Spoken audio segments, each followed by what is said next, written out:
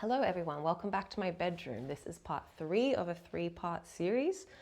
So if you are not up to date with what I've done in the room so far, I have painted the walls a two-tone, which I really love. I turned an old dresser unit into my bedside table by taking the two top round pieces and stacking them. I got a nice chest of drawers. They are mahogany and I like them. I got a little stool and painted it and reupholstered it, which I've actually put into the other room because there's no space for it in here. I also made a headboard, bed, what are they called? Bed head for $14 using things I already had and thrifted fabric. I also made a curtain to cover up the blind, which I didn't actually end up liking, so I'm going to redo that this episode. When I look back on the original mood boards, the room so far feels a lot how I wanted it to feel. I wanted this contrast of like modern and more classic, but more classic than I would normally go in the other rooms. And I also wanted it to feel like kind of cozy and moody, but also like fresh and calm at the same time. So far it's looking really good. But yeah, I want to show you some things. So I got this off Facebook Marketplace for free and I love it. It's actually like the perfect type of light that I could have imagined for this room. It's not in fantastic shape because I don't know why. I guess it got squished, but you'll probably just see it on this profile when you come into the room, so that's okay. And then for the bed, I was hoping to find, I found this thing on Facebook Marketplace. I really love the color of these teals with the colors like the browns and the, what do you call that color? Olivey khaki in this room. Kind of wanted that as like an accent color. Then I was like Google lensing this because this one wasn't big enough to find something else on Etsy or eBay, and I just couldn't find anything big enough. But then I found this at a thrift store for $3. It's actually a scarf, so it's not like as thick and warm and practical as I would have liked, but I may put that on the bed. I'm not sure yet. I also currently have been using this throw, which I found this at a thrift store years ago for like $10. I'm pretty sure it's pure wool, so that is really nice. I also got a new fitted sheet and matching pillow sets in oatmeal linen. And I also got a oatmeal doona cover in linen, which sounds a little bit boring to have everything oatmeal, but the fitted sheet in between is actually going to be this blanket, which I have to just create that separation. This is a little bit impractical because obviously it's not as easy to wash as a top sheet, but down the line I'll probably try and find something different. I like to fold my doona back every single day, so this way, like whether I have the doona up or down, the bulk color you're seeing is the oatmeal. Also, I never showed you this painting that I got from a thrift store. It's an original watercolor. I paid about $12 for it. I really love the colors and the forms. I think it's just a very calming, kind of like dreamscape vibe for the bedroom. So the other thing that I am gonna make for the bedroom is, I had originally said I wanted to make a quilt, and I realized that that's very like ridiculous right now because I'm 7 months pregnant and I don't know how to make quilts.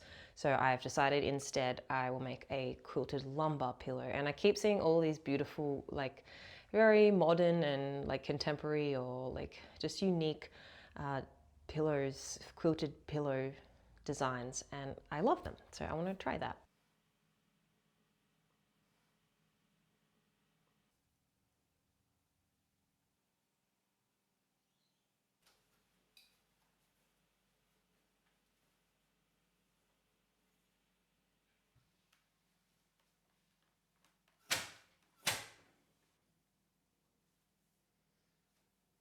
So for the pattern of the pillow, I did this pattern here. I wanted it to look kind of like a plaity vibe, and I just liked this one. I think it's simple enough for me to start with. Some of them look so super complicated. I want to explain how I got all of my different colors. So these are all naturally dyed. I wanted two main like color families, like the blues and then these brownie tones. And then I also have this, which I didn't like, that's not naturally dyed. And then these as well. This was this pinky fabric that I had that I over dyed with onions to make it a little bit more warm, well, reddish. I'm also going to add this color here to add a bit of a contrast to the more like muted colors. I dyed everything with onion first. not actually for the color of the onions, actually for the tannin. And if you want to watch my naturally dye video, I explain more about tannins.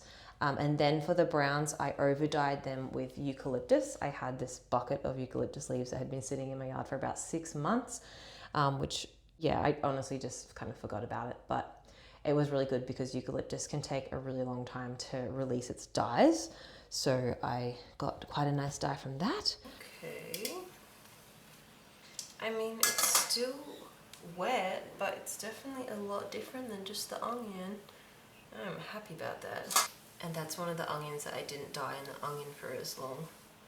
And then the blues, I used indigo powder and just, yeah, again, got some different variations. And with these as well, I put them in for different times, like for 15 minutes and 30 minutes and 45 sort of thing to get those gradations. Okay, so now I'm ready to start, and I don't know what to do really. Hello. I'm trying to make a quilt, like a quilted pillowcase. Yeah. And I don't really know what to do. I don't know how to make a quilt.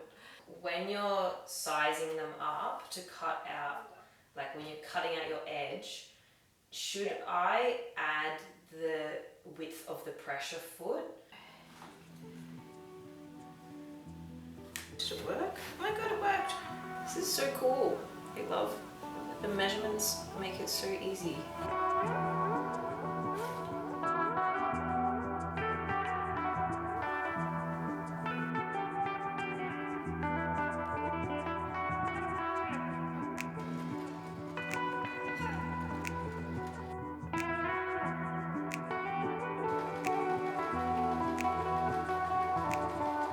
It's kind of funny that I said I was doing a simple pattern because that was not simple at all. That was very stressful actually. When I was just like cutting out the squares and joining up the rows, it was really nice and I was like, I'm obsessed with this. This is so like relaxing. And then when it came to joining up the rows, that's when you see if your corners align, and almost none of my corners aligned. But it was a good like lesson in trying to just, you know, like be okay with like not being amazing at something the first time you do it. That's something that I tend to do. I hold very high expectations of myself. Something that I learned in the future, I will not use linen. Some of these patches were linen and the linen moves around a lot. It's much better to use like a stiff cotton. But I really love the design. I really love the colors. So yeah, I've made like the backing pieces as like a little slip pillow. And then I'm going to use some old thrifted fluff, the stuffing, to make my own pillow insert.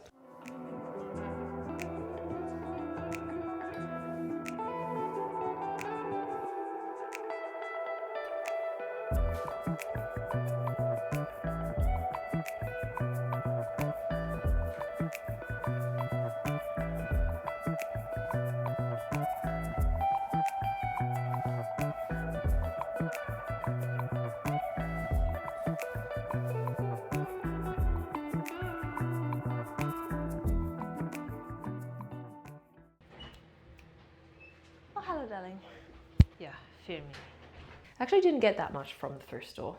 In terms of the curtain, I got this. I thought it was a really nice color and I want to keep it light and kind of fresh.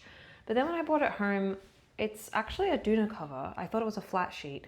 And so now I sort of don't really want to cut it up because I actually quite like it as a doona cover. I think it's a really nice color. So I already have this fabric, which is like an old curtain, which is just a nice simple oatmeal. Again, I don't want to draw a lot of attention to the curtain. I think because it's not like a curtain with drapes and it's not like a built into the frame curtain. It's just like a bit of a random little like propped up thing. I think I would like to not draw attention to it. I always have a hard time when I'm cutting a piece of fabric that's just like plain and large, getting a straight line. So I'm gonna actually line this up with my cutting board, my new quilting cutting board.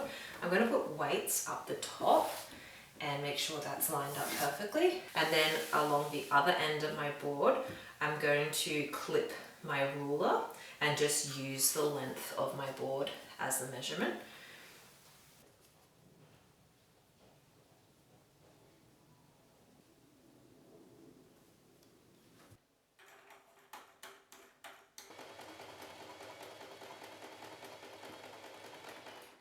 Oh, So for the curtain rod, I decided to use a curtain rod that I already had. It's this white ugly one here that came with the room.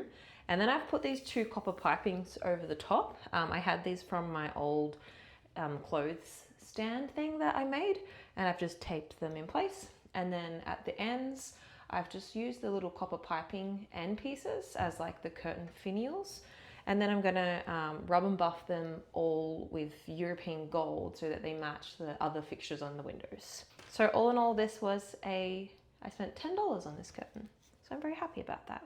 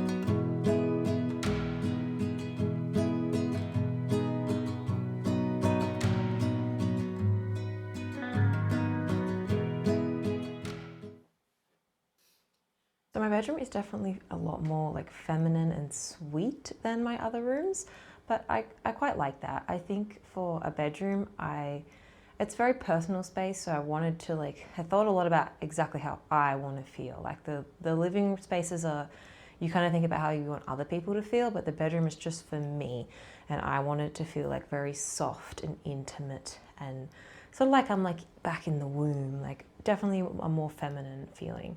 But I kind of wanted to balance that with that freshness that I'd said. Like I didn't want to have like too much florals and wallpaper and have too much of that like heaviness. I still wanted it to feel like light and kind of simple. So all in all, like I love the way the bedroom feels now. It feels very much like me. Soon there's going to be a baby in there, so it's going to like look completely different than it looks right now. So I want to enjoy it a little bit first. Some things that I wish I could I might change or I could change.